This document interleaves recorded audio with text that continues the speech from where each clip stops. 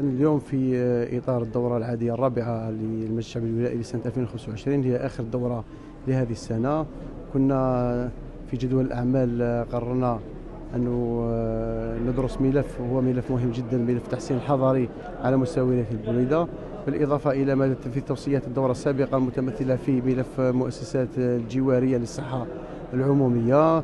يعني تم مناقشة وتوصية هذا الملف، بالإضافة إلى الملف السابق كذلك فيما يخص تربية المائيات. حاليا سنقوم بدراسة تقريرين متمثلين في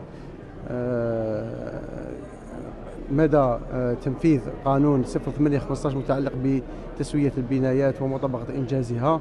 هذا القانون اللي أكد عليه السيد وزير الداخلية والجماعات المحلية والنقل أنه هذه السنة كآخر سنة لإيداع الملفات أو دراسة الملفات.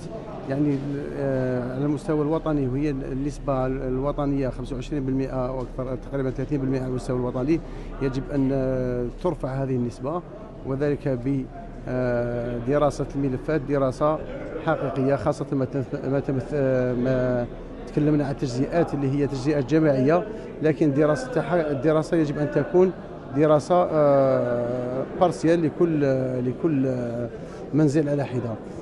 بالإضافة عندنا ملف أو تقرير عن ديوان وطني للتطهير لمعالجة بعض الاختلالات المتمثلة في صيانة ومتابعة شبكة الصرف الصحي، خصوصا في الآونة الحالية المتمثلة في موسم تساقط الأمطار، وهذا لتفادي التعرض للفيضانات خلال هذه الفترة.